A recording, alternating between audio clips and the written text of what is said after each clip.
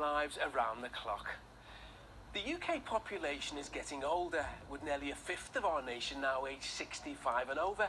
It's putting ever greater demands on public services, including Meals on Wheels. Recent research reveals the number of meals being delivered by English councils has more than halved in the past 5 years, leading to a nationwide network of charities stepping in to keep meals on the road. But where there are charities, there is also money, leading some to exploit their position to line their own pockets. Over the past 70 years, Meals on Wheels have become a much-loved British institution. Dishes were first served up by the Women's Voluntary Service during the Second World War, providing essential meals for the elderly. And over the years, they became a real lifeline for senior citizens. Oh yes, that's very good. You couldn't refuse that. What have you on the menu today? This roast beef. But recently, services have come under increasing financial pressure. Meals on Wheels is a sort of a very good example of the types of services people don't normally realise might be provided by a charity. There may be charities that either work to contract with the local government or with grants, and certainly small charities like Meals on Wheels services have been facing a lot of problems recently as council budgets get cut and cut and cut. Sutton Borough Councillor Nick Matty knows how important this service is to the local community. Beddington is part of the London Borough of Sutton, and in its demographics, it's got a very large percentage of elderly people, many of whom who live in sheltered accommodation, dependent on the Meals on Wheels service. It's a vital lifeline for them. Alan Salter was treasurer for the Carshalton Association for the Elderly, a charity providing vital Meals on Wheels service to local pensioners. Alan Salter was an accountant, to all intents and purposes seemed to be kind of a pillar of the community. He was a local Liberal Democrat councillor and had been for several years, and he was the trustee of 3 charities. One of those charities was the Sutton Seniors Forum. With his background in accountancy, Salter was seen as the perfect man to manage all the charity finances. He just got on with the job, and every so often he would bring them a number of cheques, get them to countersign them, and then send them off to suppliers. They had no reason to distrust him. But there was a problem. Thousands of pounds were missing from the Carshalton Association accounts.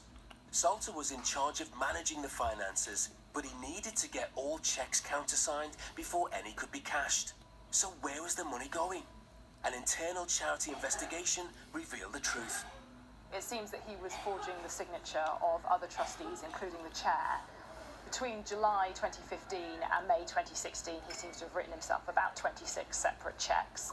And those cheques were being cashed into his own bank account. Alan Salter was forced to resign from his position at the charity and was later given a suspended 9-month prison sentence for fraud by abuse of position at Croydon Crown Court. A police investigation revealed he had stolen more than £8,000 from the Carshalton Association for the Elderly accounts. It also gets a bit complicated though, because another councillor has started to get suspicious about his activities at another of the charities that Salter's involved with. That councillor was Nick Matty, who was convinced there were further financial irregularities overlooked, but this time at the Sutton Seniors Forum.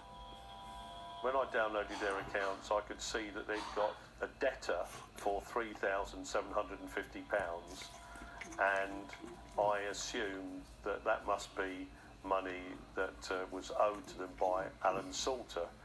And after a while, the police started to investigate.